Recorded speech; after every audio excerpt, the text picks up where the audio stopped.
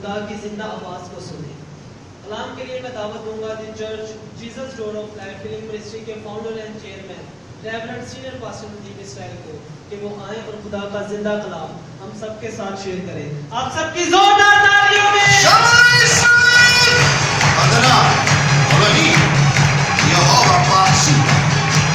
کائنات کا جلا، وہ جو اسرائیل کا قدوس ہے، جو کلام حق، وہ جو کلام خدا ہے، اور سبات کلام قوت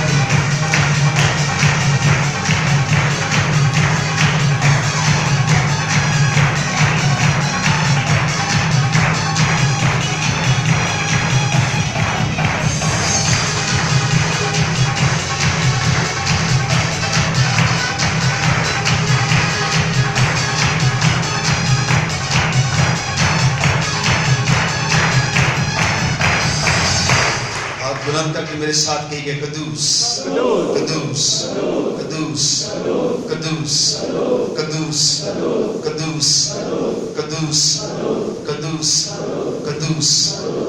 آئیے مکاشفہ کی کتاب اس کا 13واں باب اور اس کی 8ویں اور 9ویں آیت پھر غور سے سنیں گے۔ اور زمین کے وہ سب رہنے والے جن کے نام اس بر کی کتاب حیات میں لکھے نہیں گئے، جو بنائے عالم کے وقتوں سے ذبح ہوا ہے، اس ایمان کی پرستش کریں گے۔ جس کے کان وہ سنے، جس کو قید ہونے والی ہے وہ قید میں پڑے گا، اور جو تلوار سے قتل کرے گا وہ ضرور تلوار سے قتل کیا جائے گا۔ مقدسوں کے صبر اور ایمان کا یہی موقع ہے۔ خدا کا پاک کلام پڑھا اور سنا جانا ہم سب کے لیے باعث سے برکت ہو۔ کتنے لوگ چاہتے ہیں کہ آج کے کلام سے وہ اپنے خداوند کے لیے تیار ہو جائیں اور ان کا خدا ان کو لینے کے لیے تیار ہو جائے، اور وہ ہر وقت اس کی حضوری اپنے بدنوں میں محسوس کریں، اور ہم کلیسیا کی مانند اپنے آپ کو آراستہ کریں، تیاری کریں۔ وقت یہ جان کے کہ وقت بہت کم ہے، یسوع آنے یسوع آنے یسوع آنے، یسوع کے خون میں، یسوع نام میں۔ مقدس ایک تعظیم آپ کے بیٹھنے میں۔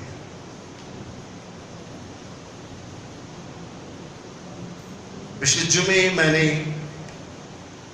مکاشفہ 13 باب کا پہلی آیت سے اور اس آیت کا جو میں نے آج پھر پڑھی ہے دوبارہ، میں نے آپ کو بتایا تھا کہ حیوان کس طرح سے دنیا میں آنے والا ہے، اور اسی کی ساری تیاری ہے۔ یہ وبا جو پھیلی ہے اس کی بہت اہم کڑی ہے، اور یہ اس کی آمد کی تجلی ہے، اور یہ سسٹم شروع ہو چکا ہے۔ آنے والے 10 سال پوری دنیا کے لیے ایک بڑی زبردست بدلاؤ کے ساتھ دنیا خداوند کا سامنا کرے گی، اور یہ ساری سازشیں، ساری سیاستیں، یہ سب کچھ جو کچھ آپ دیکھ رہے ہیں یہ پہلے سے طے ہے، اور خدا کا مکاشفہ اسے پھر کھولتا ہے۔ اس کی پہلی آیت میں کیا، سمندر کی ریت پر جا کھڑا ہوا اور میں نے حیوان کو سمندر میں سے نکلتے ہوئے دیکھا، اس کے 10 سینگ اور 7 سر تھے، اور اس کے سینگوں پر 10 تاج تھے، اور اس کے سروں پر کفر کے نام لکھے ہوئے تھے۔ میں نے پچھلے جمعے آپ کو بتایا تھا یہ حیوان جو سمندر سے نکلا ہے، سمندر بہت قوموں کو ظاہر کرتا ہے، سمندر بہت سی قوموں کو ظاہر کرتا ہے۔ سمندر کیسے اچھلتا ہے، کیسے پاور دکھاتا ہے، اور کس طرح سے زور مارتا ہے اپنی اس جگہ پر جہاں خدا نے اس کو ٹھہرایا ہے۔ ہلیلویہ۔ سمندر کی سطح زمین سے بلند ہے، پر وہ خدا کا حکم مانتا ہے، اس سے باہر نہیں آتا۔ اسی طرح سب قومیں، سب حکومتیں، سب پاوریں یسوع کے اور اس کے کلام کے کیا ہیں؟ تابع ہیں۔ یہاں تک کہ پولیس بھی اس کے کلام کے کیا ہے؟ تابع ہے۔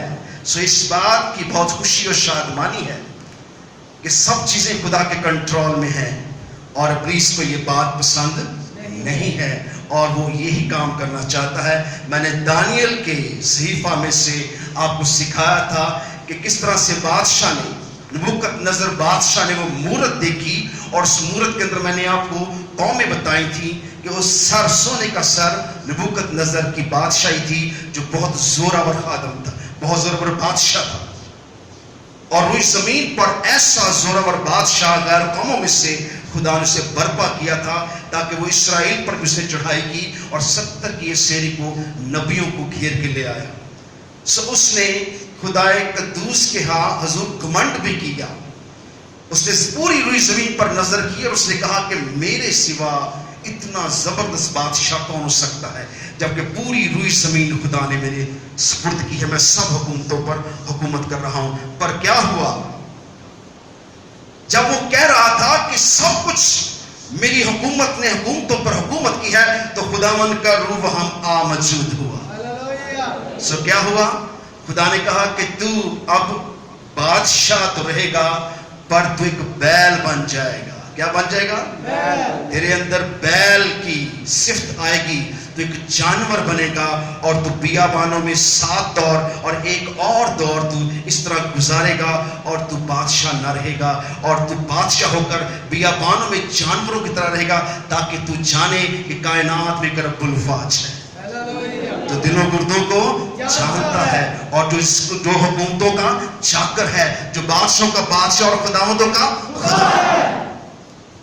सो ऐसा हुआ, उसकी अकल, इंसानी अकल जाती रही उस बादशाह की, और वो हिराने खसलत बन गया और एक बादशाह होकर वो बियाबानों में गुम हो गया। वो घास खाता था, छपड़ों से पानी पीता था, चश्मों से पानी पीता था, कि उसकी अकल जो थी वो इंसानी ना रही। और एक इंसान होकर उसके बाल इतने ज्यादा हो गए जैसे बाज के पर होते हैं, और उसके नाखून निकल आए, क्योंकि वो हैवाने खसलत बन गया और वो अपने स्थान तस्वर नहीं करता था। सो एक जानवर की तरह उसने एक दौर, 7 दौर उसने जमीन पर बियाबानों में गुजारे, और उसकी हुकूमत उसे ढूंढती रही, उसे तलाश करती रही नबूकदनेस्सर बादशाह को। और जब वो मिला तो फिर खुदावंद ने उसकी अकल को वापस किया, और उसने अपने कपड़े पहने वो नंगा भागा करता था, और वो हिवाने खसलत की अकल से इंसान की अकल में वापस आया और अपने तख्त पर वापस आया, और आकर उसने सजदा किया। किसको? खुदा को। अरे तभी उसने उस हस्ती को जलाल दिया।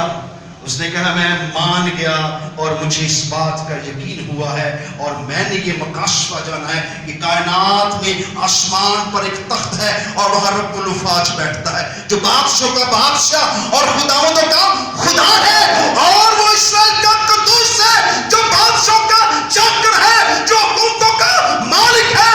आसमान उसका तख्त है और जमीन जिसके पांव की चौकी है वो रब्बुल फाज है, वो कायनात का जलाल है, वो इस्राएल का कद्दूस है।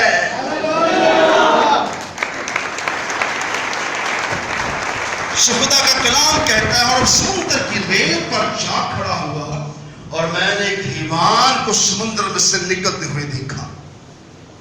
ये हिमान कौमों का जत्था है। मैंने आपको बताया तक सोने का सर नबूकदनेस्सर की बादशाही थी, और चांदी मादियों और फारसियों की बादशाही थी, और पीतल जो उसके सीना था पीतल का था, वो रोमी हुकूमत थी जो गुजर चुकी है, और जो टांगे लोहे की थी, मैंने आपको बताया था कि वो अमेरिका है। और अब जमीन पर आते हैं, उसके पांव को मैंने बताया था आपको, उसके मट्टी और लोहे से बने हुए इसके पांव हैं, और ये यूरोप को सहर करता है। और यूरोप में 10 हुकूमतें, 11 हुकूमतें इकट्ठी हो चुकी हैं, जिनकी करेंसी यूरो है, और उन हुकूमतों ने अपने आप को इकट्ठा किया है। ये वो अजदहा है, ये वो हिवान है जो तैयार हो रहा है। 10 हुकूमतों का हिवान, 10 का अदद मुसीबत का अदद है। 10 हुकूमतें एक मुसीबत को बर्पा करने के लिए इकट्ठी हो चुकी हैं। इनकी करेंसी एक है, इनकी जुबान एक होने वाली है, और इनका कंप्यूटर का सारा सिस्टम एक होने वाला है, और ये बहुत जल्द एक बहुत बड़ा हिवान बनने वाला है। जो कुछ आज आप बीमारी में फंसे हैं, ये उस हिवान की पॉलिसी है। सो खुदा इस हिवान को समुद्र में से यानी के कौमों में से निकलता है। बहुत से बादशाह हैं पर ये 10 हुकूमतें यहाँ साफ लिखा है। और समुद्र की रेत पर जा खड़ा हुआ और मैंने एक हिवान को समुद्र में से निकलते हुए देखा। उसके 10 क्या थे? सींग थे। और 7 क्या थे? सर थे। यानी कि 10 सींग और 10 बादशाहियां और 7 सींग और 7 सर। 7 सर जो हैं यानी कि बाद में ये कट हो जाएंगे, 3 मुल्क इनमें से जुदा हो जाएंगे और इसमें आगे 8वां मुल्क मिलेगा जो कि 8 चुनाव का अदद आता है। सो 8 मुल्क जब 8वां जो इनमें आएगा वो इब्लीस है। वो क्या है? वो क्या है? उसका नाम हिवान नहीं यहाँ लिखा हुआ है। और समुद्र की रेत पर जा खड़ा हुआ और मैंने एक हिवान को समुद्र में से निकलते हुए देखा। उसके 10 सींग और 7 सर थे और उन सींगों में 10 ताज और उसके सरों पर कुफर के नाम लिखे हुए थे। अगली आयत, जो हिवान मैंने देखा उसकी शक्ल तंदवे की सी थी और पांव रीछ के से थे और उसके मुंह बब्बर का सा था और उसका और अजदहा ने अपनी कुदरत और अपना तख्त और बड़ा अख्तियार से दे दिया। ये अजदहा कौन है? अजदहा कौन है? इब्लीस है। ये वही पुराना सांप, ये अजदहा है। इसने अपना अख्तियार उन 8 हुकूमतों को देगा। इकारा तभी जो कुछ मैं कह रहा हूं खुदावंद की नबूवत की किताब से मकाशवा से कह रहा हूं। इकारा आसान आ रहा तबू कारा सभी एक गहरा मुकाशवा है जो कि पूरा होने वाला है और पूरा हो रहा है। और लिखा है कि जब 8वां यानी कि इब्लीस उन 10 हुकूमतों में शामिल हो चुका है और वो 3 को निकाल देगा और 8वां खुद बन जाएगा और वो भी एक हुकूमत का फर्द होगा। एक झूठी नबूवत के साथ, एक झूठे मसहब के साथ, एक झूठी ताकत के साथ वहां दाखिल होगा। और ये 8वां जो होगा ये बनी इसराइल में से होगा। वो अपने को बनी इसराइल में से जाहिर करेगा लेकिन वो बनी इसराइल में से होगा नहीं, वो झूठा इसराइली होगा और वो अपने आप को बहुत ताकतवर बनाने के लिए इन हिवानों को अपने पीछे लगाएगा। यानी इन मुल्कों को, हिवान कौन है? मुल्क है। इन हिवानों को अपने साथ मिलाएगा क्योंकि ये खुद क्या है? अजदहा है। ये खुद क्या है? अजदहा है। और ये अजदहा उन हिवानों के अंदर समा जाएगा और हिवानों के अंदर ताकत पैदा करेगा ताकि दुनिया को क्या किया जाए? कंट्रोल किया जाए। दुनिया पर क्या की जाए? बादशाही की जाए।